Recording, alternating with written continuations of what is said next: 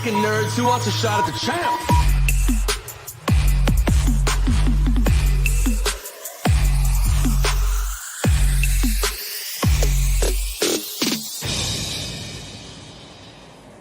The Money Line, episode number 10. I am joined by my man Mike Finch, and we're talking UFC Vegas 49, Makhachev versus Green. Short notice replacement Bobby Green savagely stepping up. What's up, Mike? How you feeling, my friend?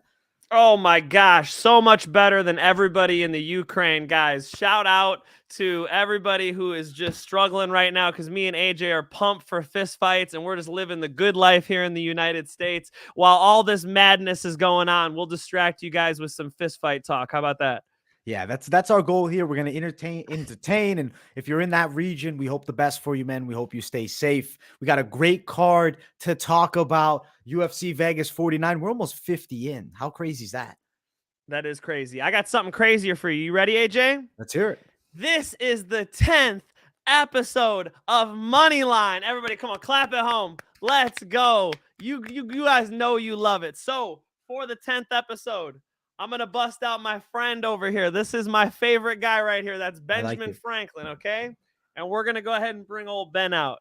AJ, you going to celebrate with me? Do you got something? Listen, bro, you want to do it right now, or do we wait till the main card for the people? We hold them off. Oh, my God. What do you think? We're waiting for the main card. We'll wait main card. Guys, yes. Benjamin Franklin is getting poured for the main card, okay? Yes. All right before the main card. I'll hold up. Right before the main card, we'll celebrate a little bit, and then we'll jump to those fights. We got some good action coming through. We did lose the Jin Frey fight, and that was a fight I was very excited for. Disappointing. That's the fight. It's all good, man. We got some people stepping up. We lost a girl fight. And then of course in the main event, I mean, Bobby Green being a gangster and stepping up to save the damn card. Respect to Bobby Green. For those of you who don't know, Bobby Green actually fell out before, and it was Beneil Dariush who stepped in to fill in for Bobby Green. So now Bobby Green returns the favor. How about that? Let's go. It's game time, man. We got great support. We appreciate you guys who always tune in. Smash that like button. If you're new, subscribe. Keep it locked in here at MMA Experts, dropping content every day. And I am very excited to do this episode of the Money Line with my man Mike Finch. Shout out to everybody watching live, and if you're watching on replay, much love to you as well. And let's jump right into fight number 1 down here at the bottom. We started off with Rong and Ignacio Bahamondes. We're going in slightly backwards order, starting with Rong and Bahamondes, but I'm going to start him to start it off in the night here. What do you feel about this fight, Mike? Because I am very high on this prospect, Ignacio Bahamondes. Do you think that his skill set is enough for Rong? What do you like in this matchup, bro?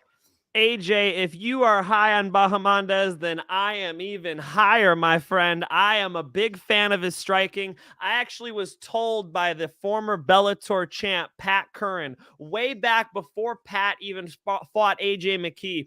Pat Curran told me, hey, I don't usually bet on fights, but when this Bahamondes kids fight, I'm going to put some money on it. And he told me that way back. And sure enough, the kid has shown out. He's got some vicious knockouts. I'm sure you all remember his vicious KO in the Contender Series, and he has been an absolute stud. Look out for his striking. He's only getting better. Very young, very rangy, very talented, and just an incredible entire arsenal of strikes. He can punch, he can kick, he can knee, he can elbow. Great read of range. I really like how he's able to mix everything up together, and he's becoming a more and more complete mixed martial artist. Showcase fight for him. I love the matchup for him. I think he's going to shine, AJ. That's what I like to hear, man. I'm thinking the same thing. Rong's a young prospect too, so true young prospect battle here. I really like the stand-up of Ignacio Bahamondes, which definitely gives me confidence in him. There's a lot to say about him. I mean, if you give him like a breakdown, this guy's really tall for the lightweight division, has that modified Thai style of striking. You got to watch out for his spins. He's also pretty patient, but will bring that forward pressure and controls distance really well. Tall guys that control distance, big thumbs up. That's something you like to see. When I see a tall fighter that closes way too much distance, like to be on the inside, I was like, the little guys might get to that chin. Bahamondes uses the range well. I like the takedown defense so far. I mean, in the UFC right now, he's 100%, not saying a ton. It's not like he's got 30 fights in the UFC, but he's showing promise, and he's a prospect I will be watching. Rong is not a bad fighter either. I feel like he's a pretty talented striker, kickboxing style, pretty dangerous with the calf kicks, but I just think Bahamondes technically is superior, and I think he's a prospect for sure. And I do think he wins. I don't necessarily think that he stops Rong, though. I'm thinking he picks him apart, unanimous decision. What do you think method of victory here, Mike? You know what? A unanimous decision could be in store, but I think this is going to be a good matchup because Rong's going to strike with him. And I think it'll be the wrong decision to strike with Bahamondes. I got Bahamondes bouncing a shin off of his dome, and I'm going to take him by knockout. So you think he sleeps him? I like that, though. I like that you're picking knockout here. It gets the people excited. Odds for this one: Bahamondes -190, Rong +185. If you want to prop it up, it seems like Big Mike is going for the knockout here. So +240 KO prop. I rather would lean you towards the +240 KO prop. I definitely think if they're both striking, it could happen. If you're on the decision side, it's like +160, but I don't love that prop. I actually prefer the knockout prop at that +240 money. Money line is not bad either. -190, good prospect. Fun fight here. I'm very excited to see this fight, and I'm with you, bro. We're on the same side. We're starting out with some agreement, and this is actually the featured prelim technically. Of course, they might change the order up, but we'll get back in the correct order right after this one. Perfect. Yes, absolutely. I think this will be a really fun one for everybody watching live on TV. Don't go to the bathroom on this one, guys. Bahamondes is about to put on a show. I'm a big fan. Every time I see him fight, I am excited. I'm excited for this one. Yes, sir. Yes, sir. Let's keep running up the card. It is the official first fight of the night. That's right. Altamirano versus Hernandez. Victor Altamirano, solid prospect off the Contender Series, as is Carlos Hernandez. Both guys just won defeats as pro.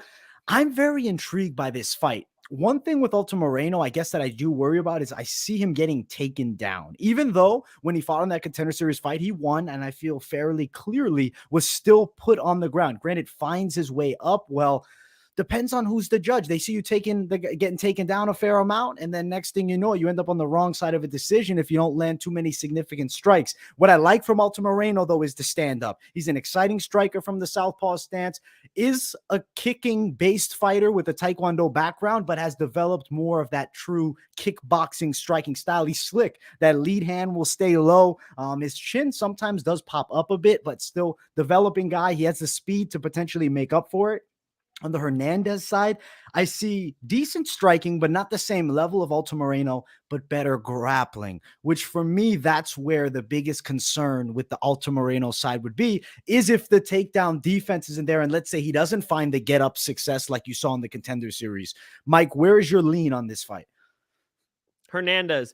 I have seen Hernandez fight many times. So if you guys go look up Carlos Hernandez fights, you're probably going to hear my voice at some point because I've commentated multiple of his fights. He's a kid out of the Midwest, and I've been able to see him come up from an amateur to a professional, sort of watched his whole career. And Carlos Hernandez, the thing I like about him in this fight is, although he might not be the better striker, I'm not sure, maybe he is, he is very technical. So he's going to be a hard kid to knock out. He's going to be a hard kid to really get out of there. It's not like Carlos Hernandez is going to come in and make big mistakes. No, keeps his chin tucked. He keeps his hands up. He fights at a good pace. Very, very technical striker. And I think that'll earn him those clinches when he needs them. I think he will control the grappling in this fight, but I wouldn't be surprised to see him be a full mixed martial artist and put it all together as well. He's no joke on the feet. And I like the way he works in the clinch as well. You know, a real good cardio and a real interesting prospect in Hernandez. I got him by unanimous decision. Hey, I like it, bro. I like it. I am going to have to go against you, as we have to. We have to disagree, right? If we agree on everything, it's not a good sign. Thanks for the shout out on the polo, by the way. Look at that. Look at that. I was wondering what that brand was. That's a money polo. Look at this guy. I got this in Miami in case y'all were wondering. This guy looks like George Masvidal, man. The mystic fucking mystic Mike out here, bro. I got to say, I'm digging the shirt, bro. Now, I am going to lean Altamirano split decision, but a little bit of a dog or pass type situation for me, which is, question marks around Hernandez still. But hearing that you've seen him fight for a long time, I'm going to take your word as serious factor. So if you're on the dog Altamirano side, take what Mike's saying as accountable. At the end of the day, these fights, some of these fights early on in his career, you're seeing the development depth of this kid. So obviously, you got to take that. I'm taking with high consideration here. So a little bit of a real 50-50 for me. And I think the bookies kind of feel the same. If you look at the odds of this fight, they're pretty damn close right now. You're looking at Hernandez minus 135, best value, Altamirano plus 125. Not exactly a pick'ems, but it nears that margin. Now you're expecting distance here because I do think this one goes long, Mike. Yeah, I think so too. You know, Hernandez could find a choke. He could get the back, but in a lot of the fights I've seen him in, you know, he just likes to keep a higher pace, sort of stay out ahead of you as far as his output goes. I think that's what he'll do. I think he'll get to the clinch, keep striking, keep kneeing him in the legs, keep trying to threaten takedowns, trying to take that back. I got him winning all 3 rounds, man. Remember, guys, this is not financial advice. Make sure you do your own research. However, I've seen a lot of this kid's fights. He's ready. I think this is a good matchup for him. Competitive fight, definitely a dangerous fight, but he's not the type to go out there and just bite down on his mouthpiece and swing hooks. You know, he's going to definitely fight a technical fight. And, you know, if he gets caught on the feet, I'll be surprised. That's what I like to hear. And you know what, Altamirano, especially these smaller guys, probably not the one-touch KO power that you might need to put Hernandez out. I think it's close. I mean, you're kind of selling me the other side here, Mike, even though I'm leaning the Altamirano side. Yes, we got him, guys. We got him. But hey, good fight. Plus 250 for Altamirano decision, plus 180 Hernandez decision. Propping it up gets risky. These guys are making their UFC debuts. Maybe bet at Moneyline. Maybe just enjoy the action. I got Altamirano. Mike has Hernandez. Should be a pretty fun fight to start the night off officially. Let's keep running up the card. Ramiz Brahimaj, we've talked about him before. He fights Micheal Gillmore. This definitely a more favorable matchup than Court McGee, but let's note this. Brahimaj was our guy when he was going against Court McGee. A lot of people were picking the Brahimaj side. So obviously there's some promise in this kid that we're seeing on the tape side of things. And now he's taken on Gillmore that I don't really feel like super impressed from what I've seen. I mean, granted, minimal action. We saw him against Petrosyan in the last one. He landed, I believe, some decent strikes, but like outside of a couple punches, his whole game was stifled by the wrestling. Brahimaj is a guy that wants to get fights to the floor, finish by submission. I'm going the Brahimaj side. Do you think Gillmore has a chance as an underdog? He does have a chance, especially since Brahimaj just had such a bad performance. However, if you look at the stylistic matchup here, Brahimaj with excellent submission game, and Gillmore, 3 out of his 4 losses are by submission. Seems like a bad matchup for Gillmore, my friend. I'm thinking Brahimaj finds the neck, gets a rear naked choke pretty early in this one. Gillmore is going to have to be defensive. He's going to have to let his hands go. He's going to have to do a lot of things to keep Brahimaj off of him. We saw Brahimaj get controlled a little bit, so if he can kind of hang on and try to win rounds, you know, but it's a long 5 minutes in there with a good submission ace like Brahimaj. I think Brahimaj does find something. I'll take him by submission in this fight. I love that. I'm actually on the exact same side, the Brahimaj submission side. But when you look at the lines, I mean, they're prepared for this fight. They're extremely widespread. Minus 360 Brahimaj, Gillmore plus 325. The submission prop right now is really where I would lean anybody thinking about betting this fight towards, but it's minus 105. Probably what we'll see, but I'm not going to suggest you go throw the house on Brahimaj by submission, especially just 2 months ago getting beat up by Court McGee for 3 rounds, and he took damage in that fight. That makes perfect sense to me, man. Yes, he had a bad performance against Court, and if the odds are that far off, I might hold on this one. Yeah, it may be a parlay edition if you're really Hail Marrying it, but there's not enough upside for me to want to touch Brahimaj's line. So skip the bet, but pick side Brahimaj. He should wipe the floor with Gillmore here. That's my expectation for this matchup. Dominant performance. And if he doesn't, you know, this could be a sign that maybe he doesn't belong in the UFC or he's not ready yet, you know, not to be too harsh on him. But, you know, Court McGee was a winnable fight for him, didn't perform in that one. So now let's see, you know, this is it's only going to get tougher from here from Brahimaj. So let's see what he's made of. Yeah, we're going to find out. And I think this is a good polish up type fight here. And if he gets that first round sub, some people definitely on that line. I guess I have to give you what the value of Brahimaj in round 1 is. It's plus 185. So it isn't really that fantastic. I mean, if you went even submission round 1 plus 185, that's all I'm seeing. So you're not seeing great value on the betting side, even with props on the Brahimaj side. Yeah, it looks like the bookies are giving Brahimaj a lot of love. So, you know, me and AJ are saying maybe you chill on this one. Yeah, agreed. I think sit out, enjoy the fight, and Brahimaj for the W. Let's keep running. We got more action. This is a good fight between striking talents. I actually really like the stand-up matchup. It's Alejandro Perez versus Jonathan Martinez, 145 pounds. That bad knockout Perez suffered was against Song Yadong down at 35. He now jumps up to fight Martinez, who definitely doesn't have that same type of power and reputation of Song Yadong. But I'm a big fan of Martinez's striking. What are you thinking about this fight, Mike?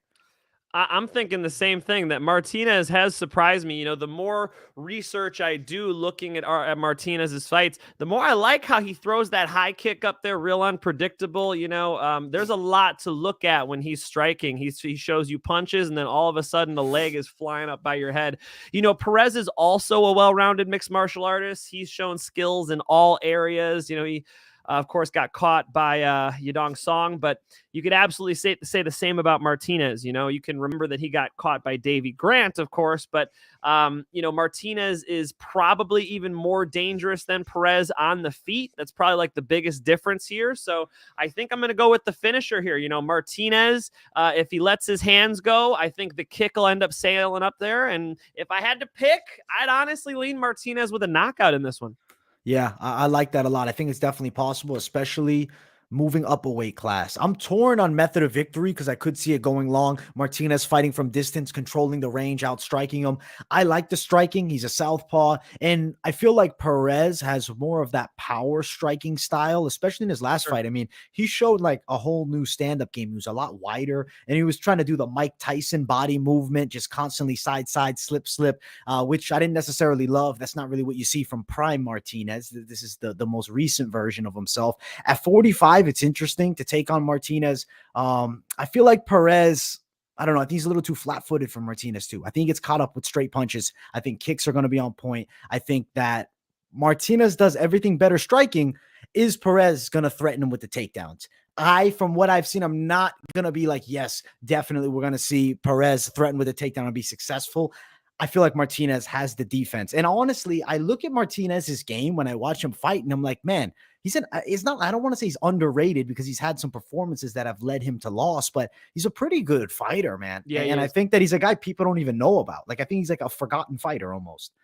Well, he was in that competitive war with Davy Grant and got slept, so he got put back at the bottom, and he's working his way back up. Both of these guys actually have a similar story with that. They're both pretty talented and have had setbacks. So this is a big moment for him. If he is impressive here, we'll start seeing him in some bigger fights, and it does make sense that this would be like a big moment for his striking to show out. Show us the difference between you and the rest of the division. And as far as I can see, he's just much more dangerous, and I like that in this fight. I think Martinez is the one who is much more likely to find that knockout.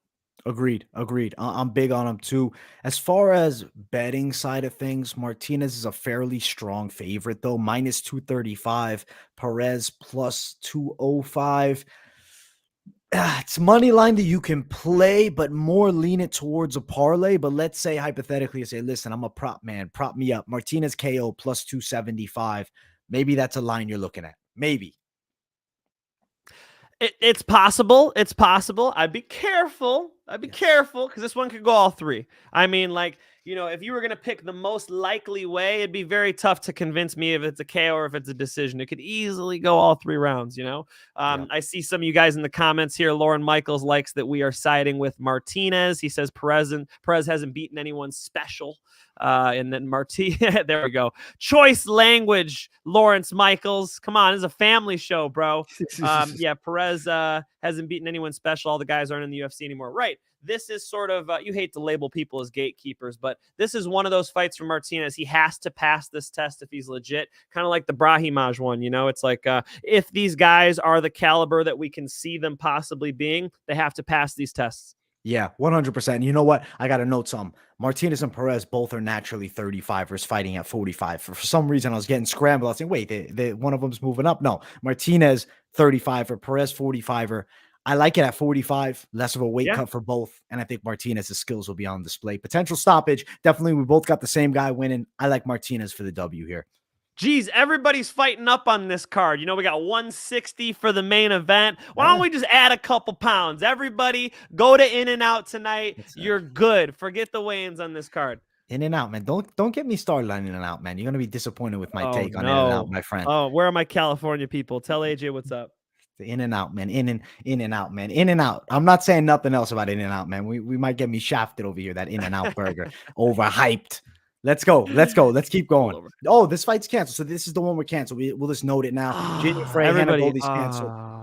Disappointment, man. I was actually really excited to see this fight. Damn. I had Frey. Who'd you have? Frey all day. We agree, ladies and gentlemen.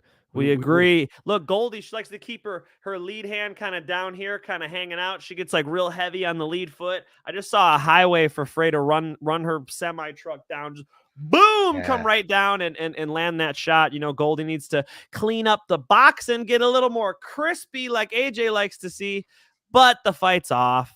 Damn, it's off. I got nothing else to say. We're both on Frey. We'll see it rebooked, and then we'll talk about it once again if they choose to go that route. In suspense. Yes. This one, though, Terrance McKinney, Faraz Ziam. I love this fight. I really do. I love this fight. Faraz Ziam is a technical masterpiece. He's so good striking, and he's so technical. And Terrance McKinney is a wrestler first, but he's fallen in love with the stand-up. He's knocking everybody out that you put him across from. Now, when you have a technical guy like Faraz Ziam, and you look at that Luigi Vendramini third round, Vendramini couldn't do it in the first, but in the third, he had moments of success. It was controlled chaos. And I feel like Terrance McKinney is the essence of controlled chaos. I think he has to be very aggressive on Faraz Ziam. He has to start fast. He has to put it on him with a bit of chaos. If you sit in there and try to technically exchange and fight a kickboxing fight, slower pace, like a Ziam pace, him controlling range, you're going to get picked apart. But McKinney's chaos is a factor. Now, do you think that Terrance McKinney's chaos can find the chin of Ziam and put him down and out? That's the question, right? I see what you're saying with the fact that he's got to bring the fight. And another potential way to do that is to avoid getting into a fight and then come all at once.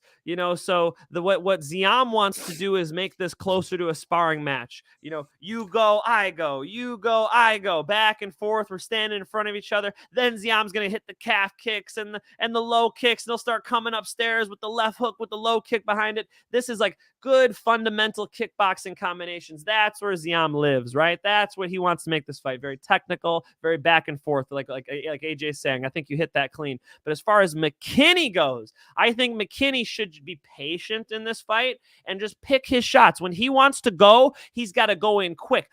Come with that 1-2. I think one of the things he will have is speed and perhaps timing. And if he could put both of those things together and create this into more of a boxing type of a fight, I like that fight for McKinney. Very tough pick for me. Extremely tough pick for me. I'll very slightly lean McKinney. But guys, Ziam could win this fight. Could easily see him taking a close decision, kick those legs a little more than he gets hit, and he might have it. I like it. I like it, bro. I think that Ziam is here for sure. He's difficult, but listen, I'm going Terrance McKinney's side. I think Terrance McKinney's going to come through with pressure. I'm going to go knockout. I'm picking Terrance McKinney knockout. I'm following the hype train. At the end of the day, it might come crashing down and we might have a serious fucking accident with this fight, but I'm going underdog. I like Terrance McKinney's power. I think he can win this bout decision. Now, looking over towards betting this fight purely, the lines favor slightly on the side of Faraz Ziam, -110. You're looking at about +108 for Terrance McKinney as an underdog. I think McKinney has the power to win it. It's close odds, but still a playable bet. If you go McKinney by KO, it's +240. Maybe. Don't necessarily love that one. I like McKinney, though. He could be a dog money line. I do wish it was +150 so I could really come after it. But at +108, +105, I mean, it's a playable line, and I think Terrance McKinney can sleep for Ziam. That is possible. If it's a knockout, I would actually lean Terrance McKinney. You have to watch out for the high kicks of Ziam, and you have to watch out just for his ability to have a higher output. If Ziam fights smart, it'll actually be a pretty damn tough test for McKinney. What would be interesting to see here is McKinney be a mixed martial artist. While Ziam's looking out for the punches, maybe mixing a double leg takedown here and there. I would like to see that out of McKinney. Tough fight to pick, man. I do love the matchmaking on this one. I love the matchmaking even more later on. We'll get into that that fight as it comes up, but it's one of my favorite fights on the card. Really interested to see how this one plays out. Me and AJ agree, very slight lean to McKinney. I'll go decision. Yeah, I'll lean you this knockout side, but I'm just doing that really because it's what I've seen lately from McKinney, which is not always the best route. We might be looking at 3 good rounds, but I'm going to go McKinney by KO. I think he's going to sleep for Ziam. Pretty fun fight. And because you said decision, Mike, you know, I have to talk about the over-unders, man, which I didn't expect. Put up Zach Johnson real quick. Ziam never been KO'd. Tell AJ. Where is he? Where is he? Tell him. He's never been KO'd. Not until he met the fist of Terrance McKinney, or the high kick. You know what I'm saying? Terrance McKinney's sleeping guys quick, man. Terrance McKinney's got that freakish power. Now looking towards the over 1.5 minus 145. Fight goes distance plus 160, over 2.5 plus 125. So some good plus money if you're feeling the over unders there. If you're with Mike and you're saying, listen, it's going long, throw your money down on some over-unders. You can get yourself a little bit of dinero coming back at you, man. A little something, something. Both on the same guy, though. McKinney for the win. I'm glad that we're in a fair amount of agreement on this card, Mike. We're on a similar side, man. I'll just start diving on the other side like they do on Sports Center, you know? Everybody picks the Packers. You're like, I'm going with the Bears, you know? I'll start doing that to you. Hey, listen, whatever feels right, man. Whatever feels right. Let's keep running up the next prelim bout. The ladies going after it here. This is an interesting matchup. It is Josiane Nunes versus Ramona Pascual. This fight, interesting. The graphic says Yeon, but it's just ignore the graphic on that one, man. Short notice fight replacement. Right. And was this the original matchup? It was Yeon, correct? That is correct. That was the original fight, right? Yeah, that was. So my apologies on the not updated graphic, but this matchup between Nunes and now Ramona Pascual, it's hard to pick the Pascual side, man. It's hard to pick her here on short notice, week out. She had a nice TED Talk. I don't know if you saw that. I checked that out when I looked her up. Yeah. No, I'm looking at that after this, though. Yeah, check her out. Nunes, man. I'm going Nunes knockout. What about you, man? Look, Pascual is a finisher, right? But she has no experience at this level. Now, with that being said, it's important to include her Muay Thai experience, right? Because she has fought in Thailand, which I like. I really appreciate that type of work. I think that when people go out there to Thailand and they want to go compete, they're doing it to get that level of experience. They're doing it to get that type of opposition. So that way, when they step in the cage, they're more comfortable. So I think she must have had some good takeaways from doing that. She does. Here's the problem now with Pascual. She does pick her chin up when she starts banging, like when she starts exchanging. If you look at her fight with Janae Harding, who of course is a Bellator standout, she was doing that, and Janae was making her pay for picking her chin up when she's in exchanges. It's a bad habit. She had good takedowns in that fight against Harding, but her jiu-jitsu wasn't there. So, you're talking about Nunes, who I think is going to pack more power. I'm looking at the grappling. I'm thinking Nunes might be able to take care of business on the ground if it does go there. So I got to lean Nunes. I really did dig into Pascual, though, and I do give her a chance in this fight with her knees, with her elbows, with her Muay Thai. And, we'll see where her grappling's at. I just think Nunes is going to be a more well-rounded mixed martial artist, and perhaps that'll give her the victory. Yeah, 100%. Totally fair and understandable. I agree. I'm on the same side. Nunes, I'm thinking knockout potentially. I don't think Pascual has the technical tools from what I've seen. The stand-up's a bit raw, even though she's got ability and potential. Nunes is proven savage. When she knocked out Bia Malecki, who's a foot taller than her, I'm like, okay, I'm not too worried about her up weight classes against these bigger, lower level girls. Nunes needs to find a way to 125, 115 for the long haul, because I don't want to see her faced off. Imagine you do Nunes versus Nunes, right? I mean, granted, same last names, but really, right? The size difference is insane between those two. And she's fighting at this fight at 145. This is a featherweight fight. Wow, she's a short featherweight, bro. That's a short. That's a powerful woman, but a short featherweight. Hype MMA says her clinch can be useful against Nunes. Here's the issue with the Thai plum. The Thai plum back in the 90s and the early 2000s was thought of as just this death sentence. Somebody grabs that Thai plum, they grab the back of your neck, and they can just bang, knees in there, elbows, all that good stuff. But what ends up happening, especially in 2022 MMA, is that when you grab that tie plum, where are your hands to guard your face? Oh, they're both being occupied. So while I have both hands occupied here, the person who you have their hand, they can just bang hooks, uppercuts. You guys saw Chris Weidman actually knock Anderson Silva out in that second fight. Anderson went all the way down. He woke up on his way down, was able to recover enough to get back into the fight. There are multiple examples of this. So when you grab a tie plum on somebody like Nunes, who's got that big overhand, Nunes can knock her out as soon as she grabs that tie plum. You know, you can't wait there. It's not to say the tie plum doesn't work. Of course, the tie plum is very effective, but you have to move the girl. Boom, strike, move them around, keep your elbows tight. It's not as easy as just applying it like they kind of do in Muay Thai sometimes, where, you know, they're sort of accepting this tie plum situation. You don't see that as much in MMA. There are big consequences. Watch out if Pascual wraps that tie plum up on Nunes, for Nunes to be throwing left hooks and overhand rights from her grandma's house. Yeah, I agree, man. She's going to be throwing power rights and lefts, and I expect them to land. I think she's going to win by knockout over Pascual. Nunes for the W. Now, we ran through the prelims. We did start it off with the featured prelim unintentionally. That's my apologies on that. So real quick for the people watching live, so you do find out, we're both on the Bahamondes side. But before we head off to the main card, we want to just say a big thank you to everybody that supports the Moneyline MMA Experts channel. Hopefully you guys have subscribed to Mike Finch. Dude, I digged your BKFC guy video, Shark. He's a savage, Shark Irwin. It was a fucking sweet show, man. I sat there and really sat interested in hearing everything that guy had to say. He was such an interesting dude, man. I was loving the production as well, man. Thank you so much. Well, the production's all Billy Barnes. That's shout out. You know, it's been my idea for a long time to try to get on the mat with these guys, get in the cage, get in the boxing ring, and sort of what I can do different from the other interviewers is I'm a former mixed martial arts fighter. I can get in there and actually talk technique with them and talk about what they're doing, what they're seeing, how they reacted. So we wanted to break down Mark Irwin's knockout, and Billy just made it come to life. So shout out to Billy Barnes, best producer in the game, very, very creative, and he was able to sort of put it all together.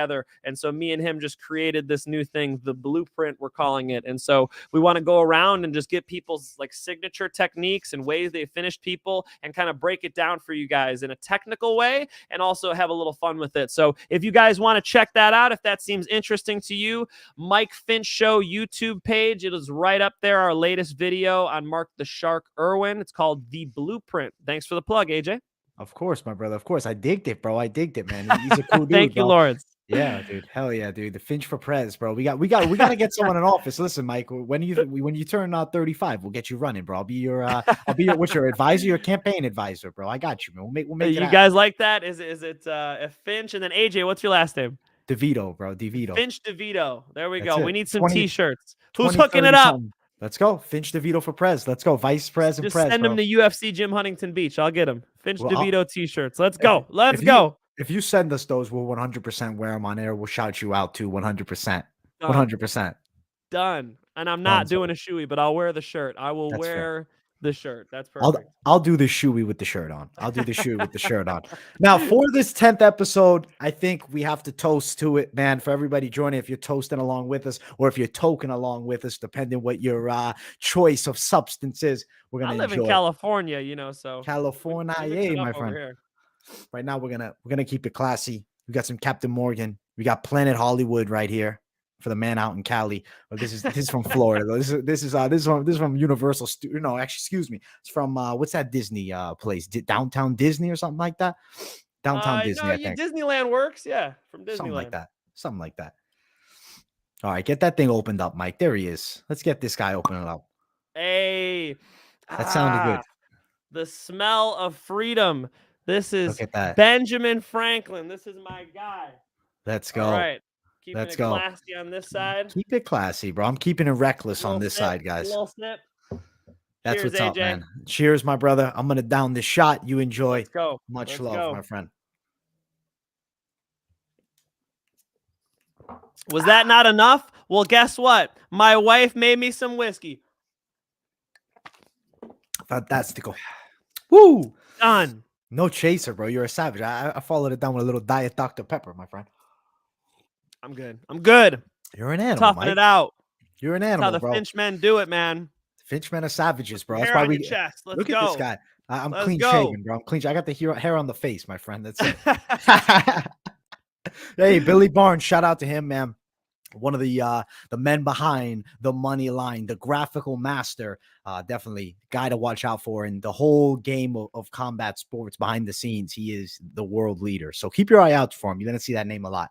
Couldn't do it without that guy, guys. He's definitely behind all this. So all these projects I'm working on, Billy's behind the scenes with all of it, man. Behind the scenes, and he should be in front of the scenes too. You know, Billy's the man, and he deserves a lot of credit. Shout out to, I think it's Bray13 on Instagram. Go ahead and add him, guys. You'll find him all over the Mike Finch Show's page and whatnot. Big shout out to Billy. We got so much in store for you guys coming out. If you guys wanted just a little taste, check out that last video he posted. Man, this guy can create some badass content. Keep your eyes out. I love it. I love it. I love it. Drop a shot of wine in the beer, man. You're an animal, my friend. There's no beer here, brother. There's no beer. That's gold, bro. That's gold, George man. Washington. No, that's Ben Franklin, my friend. Come on, That's bro. Bro. Is that Ben? No, that's George Washington, right? That is Benjamin Franklin, guys. Come on. Come on. Get your history right. Let's go. This is my guy. I'm a big Ben Franklin fan, guys. Okay. We got the kite. He invented the flippers for the scuba divers, right? We've got bifocals. I mean, the dude, made France come in and help us out. How many other things do you want? This guy is a legend. That was to the 10th show, but it was also to Benjamin Franklin. Shout out to him. Shout out to him. Yeah, we still got half a show to go through, man. So we got to jump back into it soon, man. Real soon. Shui is going to be Saturday or potentially tomorrow because I'll be live for Bellator too. So if you guys hop in, and we get enough likes, I'll Shui it down. You might be seeing one on Friday and Saturday, man. Double Shui gang. What is up, everybody watching? Hope you guys are enjoying the show. Much love to everybody who supports, whether live or on replay, man. We appreciate each and every one of you. And Seriously. We want to get to this main card. So as you know, we got to hop it up. Bum, bum, bum.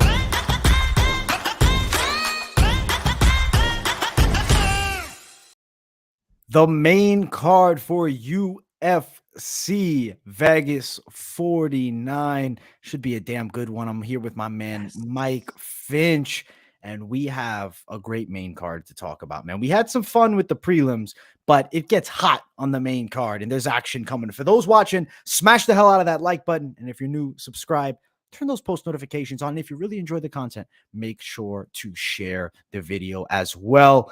Let's start it off right now, Mike. Out the gate. Let's jump to it. Armen Petrosyan versus Gregory Rodrigues. Powerhouse Rodrigues and Jiu-Jitsu Savage versus absolute technical masterclass from Armen Petrosyan. Mike, let's kick it off, bro. Let me know. What do you think? Break this one down for us. It is completely possible for Rodrigues to dominate this fight. What he's going to have to do is keep it technical, smart, safe on the feet, get his hands clasped, drag Petrosyan down to the mat, and then he can get to work because we've seen him compete and win in grappling. We've seen him compete and win in mixed martial arts, making it a grappling type fight. What I don't want to see Rodrigues do is kickbox with Petrosyan because Petrosyan will knock your block off. I think that Petrosyan is too dangerous to play with at this level. I'm going to take him with a first round knockout.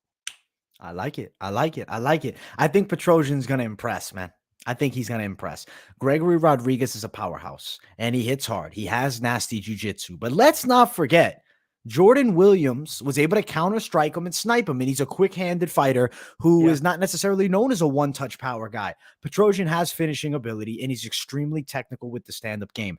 I believe that Petrosyan will find a way to hit the dome. Rodrigues, I think he gets reckless at times. And you know what? Against guys like Park, against guys like Dushko Todorovic, against lower-level fighters on the LFA scene, yes, that style will work. But when you fight a technical striker with the upside potential of Petrosyan and training with the Dagestanis on the grappling, you got to note that he's training with those Dagestanis, man. He's going to have takedown defense. I'm going Petrosyan knockout. If he's going to impress, and I think he is a kid to keep an eye on. And quickly, I got to answer a question. MMA fantasy, nah, I don't do MMA fantasy. I stick with money line bets, prop bets, parlays, that type of thing, man. I tend not to do the DraftKings thing, but I have before. If you're curious, but I have done it. But I feel like better off just betting stuff straight up. Facts. That's why we call it Moneyline, ladies and gentlemen. Next comment down. This fight is not going the distance. Andy, you might be right, brother. I think for Rodrigues, he's got to find that neck and squeeze it. And for Petrosyan, you know he's going for that knockout. And you know the UFC loves that shit. That's the type of fighter they like. Like AJ said, he's getting his grappling on point. I just think he's a dangerous man to handle. And for the first fight on the main card, he might just kick it off quite literally with a bang, man. I like how Petrosyan puts his combinations together. He'll start with punches, go into kicks, and then come right back up with punches. He's very, very hard to deal with. He'll kick you in the leg, the body, the head. He'll punch you at all levels as well. So you don't really know where those combinations are going. Very dangerous guy to be in that cage with. Me and AJ think he's going to get it done. Listen, for sure. -150 favorite. Who do you think it is, Mike? Do you know the odds off the top of your head? I don't. Is it Petrosyan? Or am I going to be shocked here? No, Gregory Rodrigues is a -150 favorite right now. Gregory's a big favorite. Took the dog. You know me, AJ. Guys, when I look at the odds first, that's always in the back of my head as I think, right? I'm like, oh man, but this person's the favorite. So I do myself a favor. I don't look at the odds. I just pick these guys based on what I'm seeing. If he's an underdog, we might have a nice sweet bet here to consider. Listen, this is what I'll tell you about the bookies, bro. And this is what I'll tell you about the reason I like to look at the odds. You sometimes, not always, because the bookies don't know everything, but they sometimes have some insider info, and you'll see lines and you'll look and you'll be like, they're trying to trick you to play that favorite. They're trying to trick you that Gregory Rodrigues is a powerhouse striker with nasty jiu-jitsu. Petrosyan is the technically superior guy. He's great value at the plus money. I love the bet on Petrosyan. I'm on him personally. Let's throw down on that motherfucker. Let's go. Petrosyan for the W. And I'm thinking knockout. Good value, bro. I love seeing plus money, plus 140. Put me on that all day. Armen Petrosyan by KO. Am I feeling like the real Mystic Mac? It's plus 210. I'd rather sit on the plus 140, take my money home, not risk it. But honestly, I could see it as a knockout for sure. That's my expectation. Nearly plus 200 value there. I'm in. Petrosyan KO. Let's throw down. Let's get it. I mean, have we ever agreed more? We're both on the underdog. We're both on KO. Let's go. Do you know Armen Petrosyan is Georgie Petrosyan's brother? Is he actually, or is he? Is he, Mike? You guys are right over my head with that one. I have no idea, brother. I have no idea. Yeah, we're going to have to find that out. We're going to have to find that out officially, man. So somebody fact check us here, man. Simone knows the kickboxing. Jamie, hey, check that. Jamie. He's working on it. Jamie, give us the results, Jamie. Come on, man. We need to know what's going on. No, he's not. No, he's not. Nah, the people are saying he's not, man. That was just a joke. So listen, he's got the striking that he could be. If he was, fuck it, I wouldn't be absolutely shocked, man. He's an absolute fucking savage on the stand-up game. We're both going for the savage kickboxer, Petrosyan, for the win. Let's keep running up the card, Mike. We got more to talk about. We got to run up this card, man. Next fight of the night, Arman Tsarukyan, Yoel Alvarez. I love this fight, Mike. Yes! I absolutely love this fight. Yes. And a lot of people are loving the Alvarez side.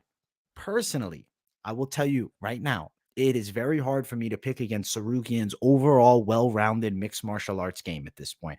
Alvarez looks phenomenal, and I am impressed by what I've seen, but I can't pick against Tsarukyan now. If Alvarez wins, you guys tell me, I told you so. I'll say yes. I'll eat it. I'll eat the shin right to the chin and take it like a savage. I'll take it like I don't know, maybe Cachoeira versus Holly Holm. I'll eat it. I'll go straight down and out, and it is what it is, bro. I'll wake up the next day and we'll be fine, man. I'm going Tsarukyan decision. What do you think, Mike? Woo! Tsarukyan versus Alvarez. First off, incredible fight. If I'm not mistaken, they're both on 4-fight win streaks. Both of these guys are just so high level. For those of you who want to dial it back with me, you guys remember when Islam Makhachev fought Tsarukyan? That was a good fight. He actually took Makhachev down in that fight. So very competitive. I like his wrestling. He's a well-rounded mixed martial artist. So very tough guy to beat, because where are you going to take him? Very difficult to grapple with, very difficult to strike with, in shape for 3 rounds. Man, that's a tall order for anybody. Alvarez, on the other hand, finisher. absolute finisher. Alvarez kind of reminds me of like a Charles Oliveira. You put him on his back, he don't give a shit. He's going to try to break your arm still. He's always fighting for the submission, extremely dangerous in any position, and likes to put pressure on you on the feet, man. I think he's going to walk right towards Tsarukyan, and I think Tsarukyan's going to be able to deal with it. I think the difference in this fight is going to be that Tsarukyan's a better wrestler, and because he can control where the fight takes place, he will win the rounds and win the decision. I got Arman Tsarukyan by unanimous decision in a damn good fight. Very real take. I love that take because I agree with it, man. I'm thinking the exact same thing. The takedown, bro. I think people are forgetting what Tsarukyan can do with his grappling. And Alvarez comes out and destroys Moises. He beat him more impressively than Islam Makhachev did. Yes. But just because he beat him more impressively doesn't mean he beats Islam Makhachev.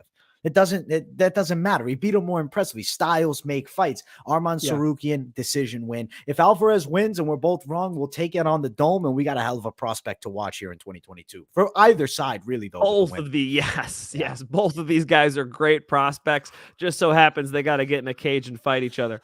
Throw them to the fucking lions early on, man. UFC only. You're not going to get this in any other combat sport. Tsarukyan minus 200.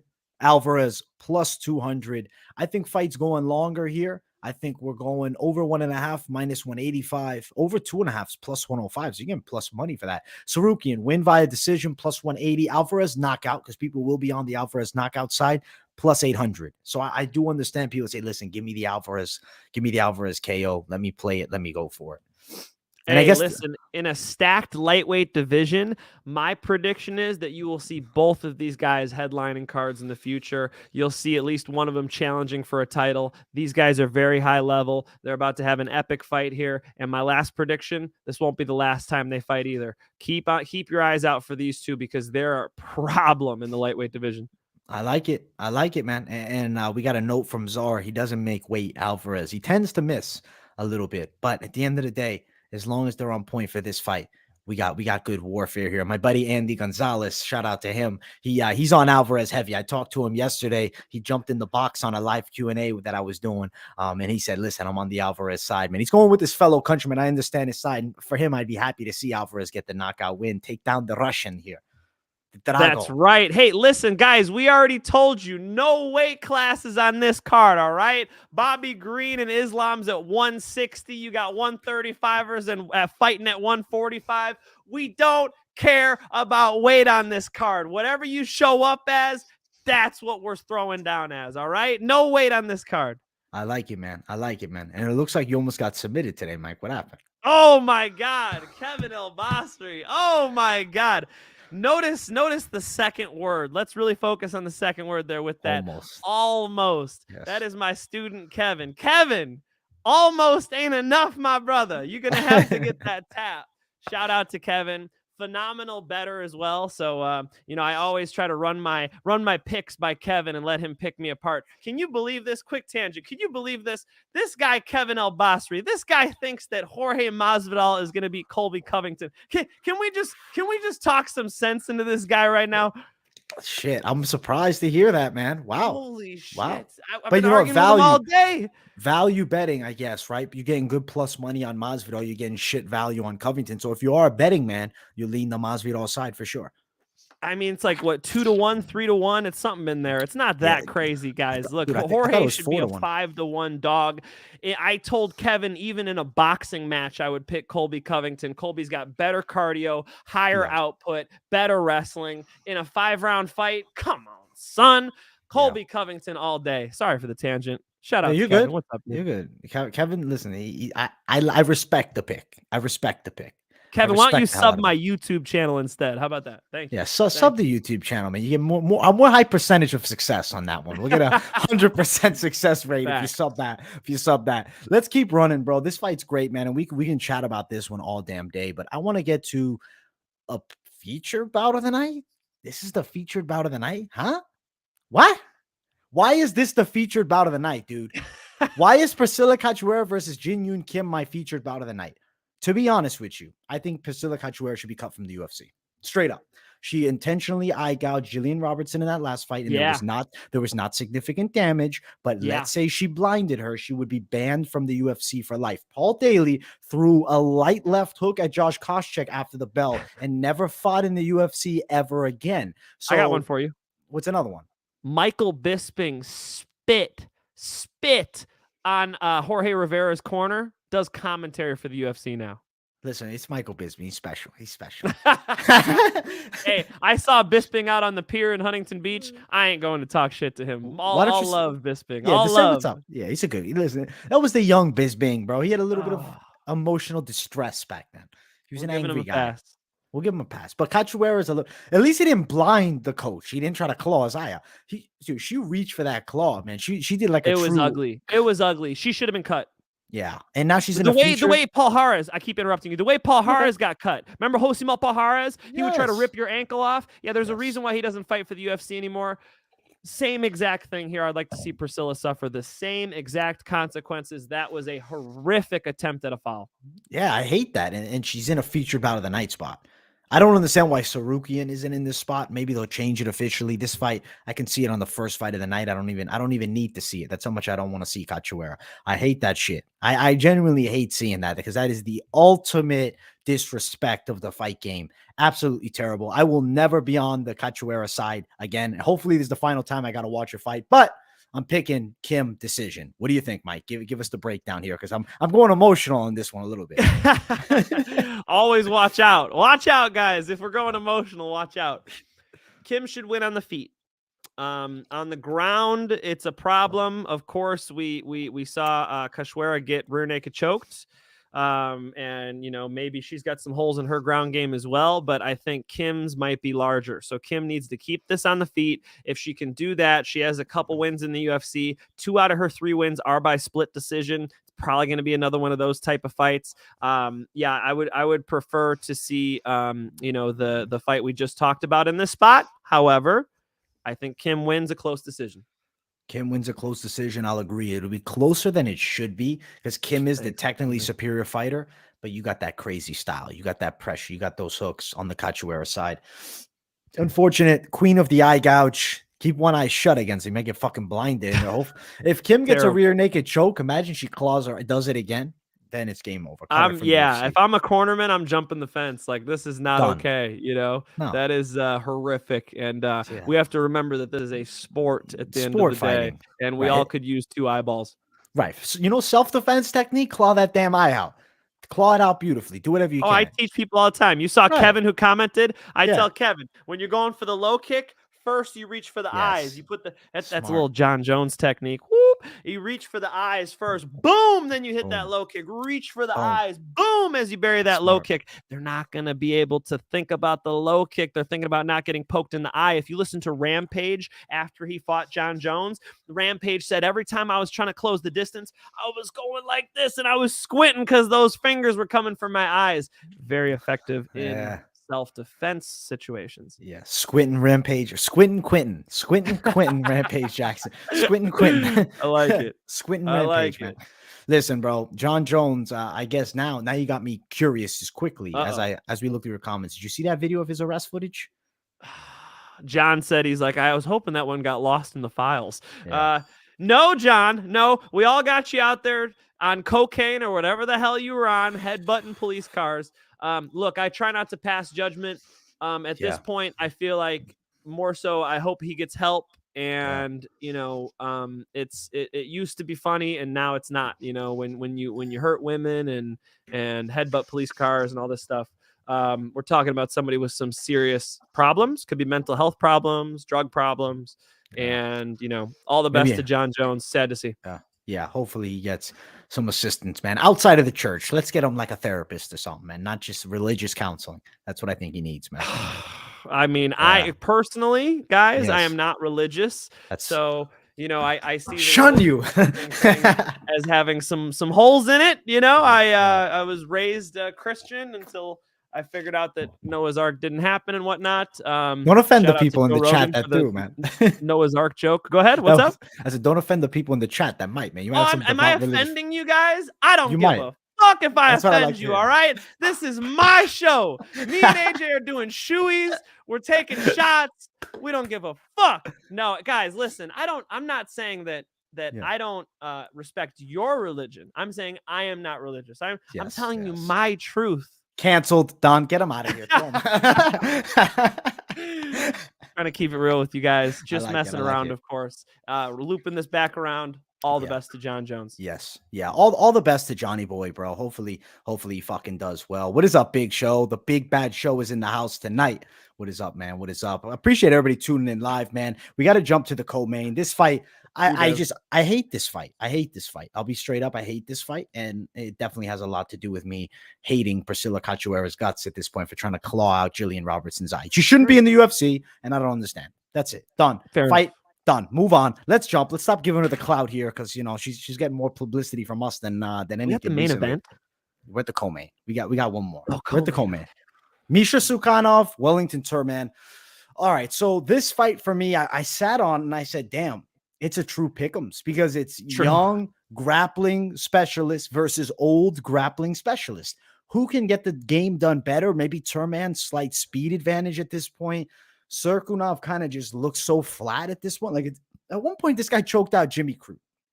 At one point, you're looking at Cirkunov and you're like, okay, you have like a good fighter. Like he's a good light heavyweight at one point. He's a contender. I believe he was ranked in the top 10 at one point. Like he was right there.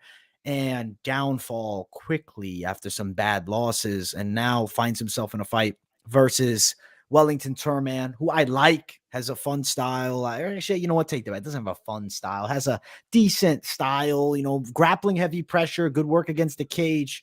I'm not super impressed with the stand-up. I think the game is still developing. He's a young guy striking, but Cirkunov's an old guy, and he's never developed that stand-up game with much success either.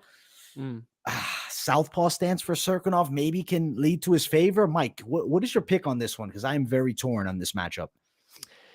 I'm torn as well because there is a big opportunity here for Turman. Turman throws a good right hand, and if he could just let that thing go, he could win by knockout. We've seen Cirkunov have some problems with getting caught, and when he does get caught, he's not the most resilient guy. He will turtle up. He will, be in a position where the referee is going to jump in for a TKO. We've seen that pathway for him. But as you mentioned, AJ, and it's very important to remember, he not only submitted, Jimmy Crute, but Patrick Cummings did well against Kutalaba. I mean, Misha, if he gets a hold of you, he's a problem.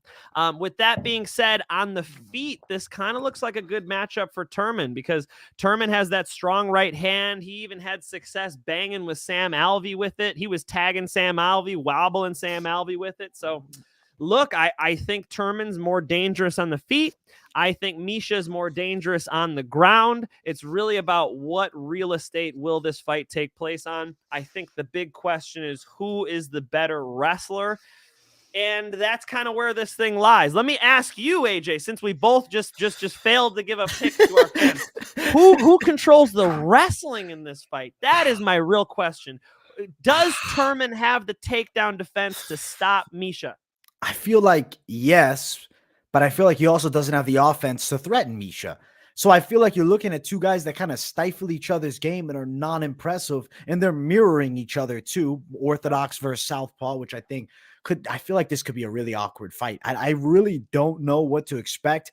I'm going to lean the Cirkunov side. I'm jumping on Cirkunov win. I'm going to go with the OG vet, but it's a true pick'ems. It's not one that I love the bet on. I know some people are feeling the Turman side as a dog, and I understand that simply because, he's an underdog and he's an athletic-ish young prospect. He's in good shape. He comes to fight. Cirkunov's definitely, to me, technically superior, but he hasn't looked good, man. Let me pull up the Tapology because now you got me wondering what is the past five of both men because we need to dig deep. Man. He's been caught and finished, and Turman, young, confident kid, really knows how to let go of the right hand. I feel like he might catch him. So I'm going to go ahead and lean towards Turman. I'm going to say knockout, but guys, be careful because Misha, if he does get his hands clasped, if he does get to the top position, he finishes people, man. He's got one of the best head and arm chokes chokes. And, he's just a big, strong guy. He's going to be able to tire Turman out a little bit. And in the top position, he's a big problem. So Turman on the feet, Sirkanov on the ground. And it really depends on what real estate this fight takes place in. Yeah, 100%. It's a tricky fight. So I want to note this. When you look at the side of Sirkanov, it was knockout losses at 205. This is at 85. He gave Jotko a good fight, lost the split. Sam Alvey, Turman squeaks by with the split decision. Sam was so mad. Yeah, that was so close too. It could have gone either way, he was man. Swearing at the judges. You remember that? He was going, "I hate you. I hate you, judges. I hate you." Sam Alvey was walking around pissed. He was pissed, man. And I don't blame him, man. That was unfortunate. I mean, it's one of those fights. I could see Turman getting the W. I can see Sirkanov doing it. I'll jump on Sirkanov, but goddamn, flip a damn coin. It's even Stevens. Looking towards betting on this one, don't. But if you are, minus 115, Sirkanov, plus 100. Actually, it's not even up to plus 105. I'm finding best value. So it's a pick'ems fight here between two guys whose strong points tend to be the grappling. Interesting. Over 1.5, minus 155. Fight goes distance, plus 135. So they're not expecting this fight to go long here. I guess when you have two grapplers like this, you might look at a striking match, and I guess Sirkanov's durability is a serious question mark. But then again, I look at the Jimmy Crute fight. If Sirkanov finds a way on top, I see him subbing Turman potentially. Yeah, I think if he gets to the top position, big chance on that submission. If you're head and arm choking Patrick Cummins and Jimmy Crute, I mean, these are Patrick Cummins was considered this great wrestler. If you guys remember when he came in to fight Daniel Cormier and all the promotion about his wrestling, Sirkanov got on top of him and was able to choke him. So there's definitely an argument to be made here. I am not betting on this fight. Sit out, relax, enjoy the show. I'm going to go Sirkanov. Mike is going to go Turman. And it's time for the main event of the evening. Islam Makhachev takes on Bobby Green. Short notice Bobby Green stepping up to the ultimate test, which is these Dagestani savages. Islam Makhachev, grappling ace, absolute monster. Mike, I feel like the majority of the community of MMA fans and fanatics alike are strongly on the side of Makhachev, besides Michael Bisping. He said he thinks Bobby Green's going to win by knockout. What do you think on this one, Mike? Break it down for us. Look, I shout out to Bobby Green for stepping up on short notice, taking this big opportunity. This could change the entire career trajectory of Bobby Green. Bobby Green has been there, done that. He's been in the UFC for a long time. He's put in all those dues, and now is his moment. If you guys remember, Jorge Masvidal was there forever. He was great at lightweight. He was pretty damn good at welterweight, but it wasn't until he got that fight with Darren Till where he was really able to make a stamp. He won by knockout. He got that fight with Ben Askren, won by knockout, and now he's like this pay-per-view star and his whole life changed. That's what this moment represents for Bobby Green. If Bobby Green can find a knockout here against Islam Makhachev, his whole life changes. He propels to the top of one of the most exciting divisions in the UFC, and he would be right in the conversation for a title shot and big money fights. For Bobby Green, he needs to let his hands go in this fight. If you guys notice, the stylistic matchup here is much different because Bobby Green likes to keep his hands right around where he keeps his cup. And by that, he's going to be able to find underhooks when Islam shoots in. Now, that's shooting from a distance. What Islam Makhachev might want to do is engage with the punching a little bit, get some exchanges going. That way, as Bobby throws and responds, he can change levels. If Islam Makhachev pushes you into the fence, he is going to get the takedown. I think that'll be true against Bobby Green. Bobby Green's going to want to let his hands go. The reason why I don't like Bobby Green in this fight is very simple. He doesn't get lots of one-punch knockouts. I think that's what he'll need in this fight. Islam Makhachev, as soon as he gets on top of you, has only been more and more of a finisher. And he said in the pre-fight press conference, I have to finish this guy in the first round. I will finish this guy in the first round. I believe him. Islam Makhachev, first round submission. I like that. I like that. Wow, confident for Makhachev. I'm with you there on Makhachev. I could see it second too. I could see it in the first. I could see it in the third potentially. Kind of feeling that second round, especially as the week goes on. But I agree. I think it could be in the first. Let's see if Bobby Green can stop that takedown. It's easy to say you're gonna punch this man in the face and knock him out, and then he touches you with a little bit of a body lock, some pressure against the cage, pushes you up, goes for a takedown. And those Dagestanis from the cage position looking for takedowns, off the charts. Open match shooting, different competition. I think Green's quickness is going to be there. And I think he's not an easy guy to just blast double leg in the center of the octagon. But you put him against the cage, you wear on him, you slowly get him to the floor, you trip him down. As soon as Makhachev gets on top, I think Bobby Green's in big trouble, because Makhachev on top is similar to Khabib with his pressure, not exactly the same, but has insane top pressure control, and he's threatening with submissions from the top. I think he's got a money arm triangle. I mean, look at that fucking Kimura he did to Dan Hooker. I don't think anybody expected a Kimura. They expected him to win, probably submission, but he Kimured him. He can do a lot of work on the floor. And I guess it gives you nostalgia towards Khabib Nurmagomedov. We get a little bit of Khabib in Makhachev. I would be shocked if Green won the fight.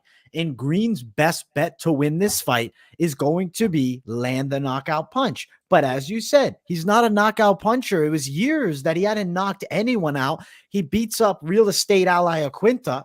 He's real estate out. No. Come on. Oh no, it called him real estate. That's not that. Listen, man, that's not like I'm trying to dog Al, but that wasn't Raging Al. That was real estate Al. If you had Raging Al, that's a fight. That's a close matchup. That's a scrap. But that's real estate Al. He's making money elsewhere. He's like, fuck it, I'm done. I watched the interview of a fight. He said after that, he said, fuck it, I'm done. It's the first time he said that was the first time he ever quit in a fight. He said he was done. Bobby Green is going to find no quit on the Makhachev side. Islam for the win, submission, first or second round, and no title shot next or title shot next? That's the ultimate question, bro. As I pull up the odds, what do you think? The lightweight division is so stacked. You never really know. Justin Gaethje and Charles Oliveira could have an awesome fight. And, if Gaethje wins in some sort of close fight, they might be married to a rematch, right? So Justin Gaethje looked phenomenal. Guys, let me be honest. I think Islam should be getting the title shot right now. When you go on a big win streak, I think his win streak is 8 right now. It only makes sense for Islam to get the title shot. I think one of the reasons why he doesn't have the title shot right now is because they're still building his name as to where Justin Gaethje had already fought Khabib for the title, had already been in all these crazy wars. And, obviously the war with Michael Chandler raised a lot of eyebrows as well. He did look really good in that fight. And so, maybe there's a little more star power there, a little more of a draw for that fight with Oliveira. It's like you got a guy at the beginning of his career in Islam and a guy who's been there for a while in Justin Gaethje. With that being said, if Bobby Green wins by knockout, he could get a title shot off of this fight 100%. That would make sense to me. I don't think we're going to see it. I think what we're going to see is Bobby Green try to take his time, keep his hands nice and low, throw those fast punches out there. And the Bobby Green that showed up to fight Rafael Fiziev, the Bobby Green that showed up to beat up Raging Ally Aquinta, real estate ally Aquinta, that guy is very dangerous and very hard to get to. He keeps a pretty damn good range. He's very fast. There will be problems for Islam to deal with.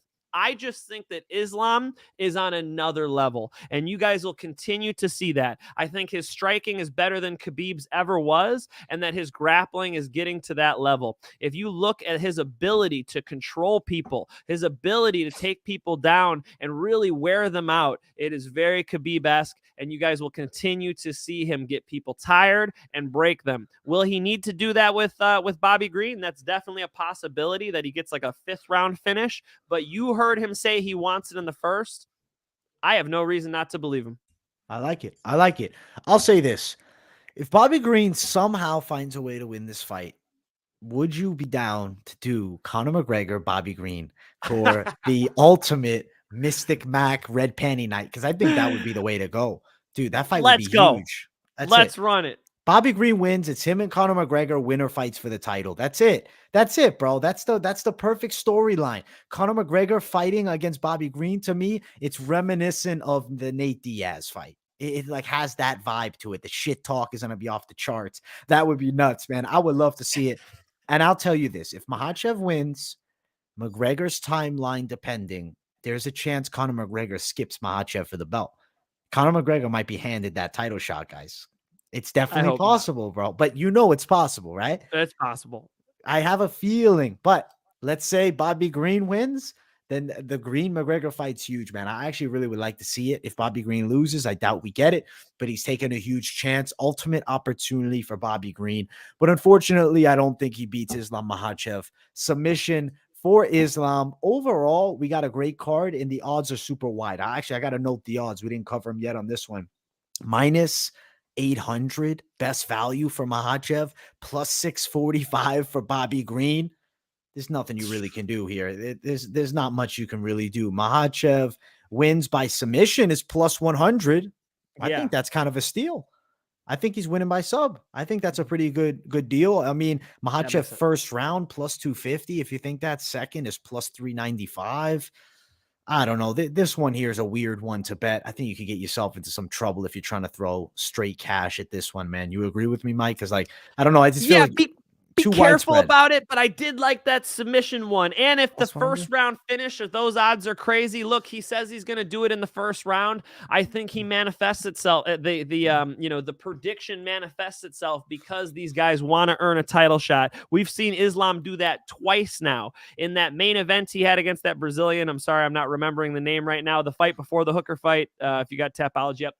He was able to find a finish in that fight because he needed one, right? He wants to get the title shot. He wants to be impressive. He wants to go ahead and make people quit. This is really building up his resume, building up his argument for that title shot, because we know he's not getting the title shot just based out of star power, based out of ticket sales. He's getting the title shot based out of his performances and earning it inside of the cage. That's what he's going to be looking to do against Bobby Green. And I take his word for it, man. I really do believe he's going to try to finish him in the first round. So first round submission, that'll be my pick because that's what he says it's going to be. I like it. Listen, bro, I'm with you on Makhachev win submission. Bobby Green was a former lock of the week for me, and that's just going to segment us in to the next section. We are going to get into our locks of the week here. Mike, are you ready for this, baby? Are you ready? Let's go. Let's go, my friend. Let's go, my friend.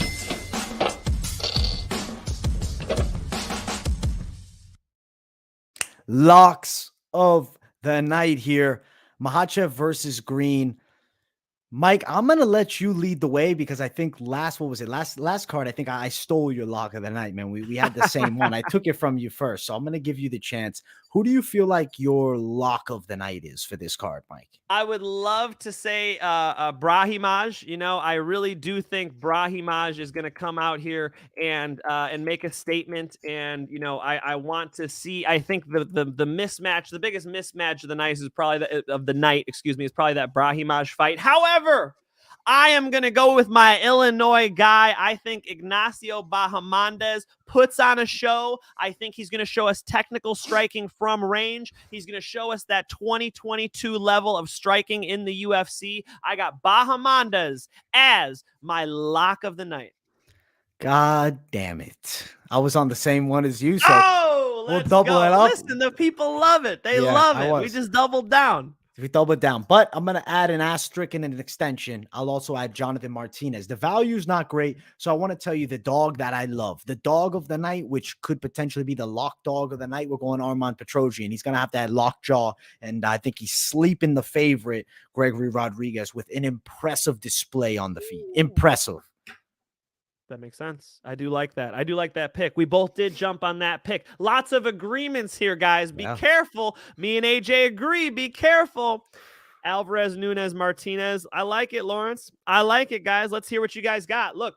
Yeah, definitely. I think Bahamondes is just going to be too rangy, too dynamic. I like that matchup for him. I do like the Carlos Hernandez UFC debut. That's my guy. I think he's going to be looking good.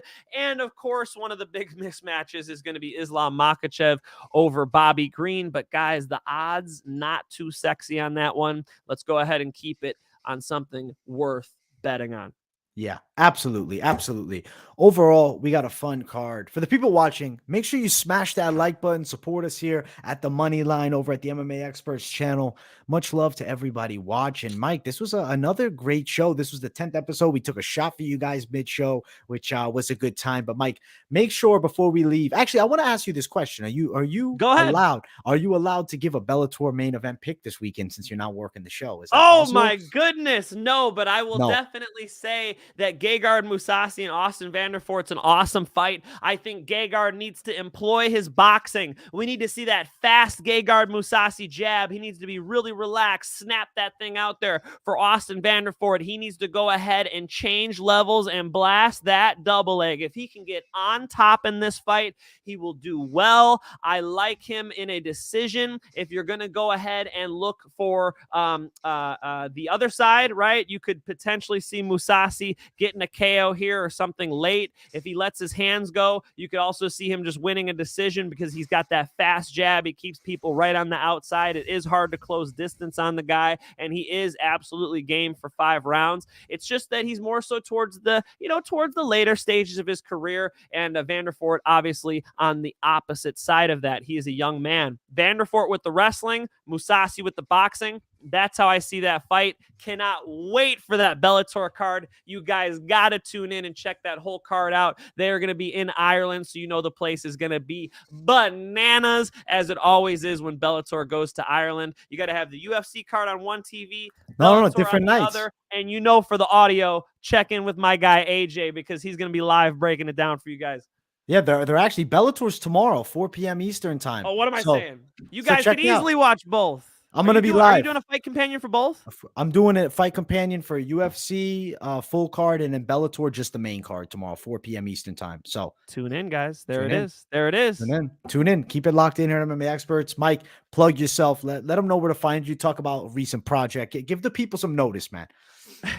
Thank you guys for tuning in as always, guys. Keep it here with AJ's show, MMA Experts. Of course, Moneyline is our creation. We will be here breaking down every UFC card for you guys. If you would like to check my stuff out, Mike Finch Show, Instagram, Facebook, Twitter. Check out my YouTube. We've got new stuff coming out consistently. Me and Billy Barnes just dropped that beautiful episode, and that is called The Blueprint. The Blueprint is when I get in the boxing ring, I get in the cage, I actually work out with these guys. I actually stand in front of them and see how they got these knockouts, how they got these submissions. Just the beginning of a long line of stuff. We got people hitting us up who loved that, but it's got baby views right now. So guys, check it out. Tell your mother, tell your grandma, let everybody know that the Mike Finch Show is turning up, as you can see right there. And guys, always keep it here for Moneyline. AJ, 10 episodes, bro. We got this thing rolling, man.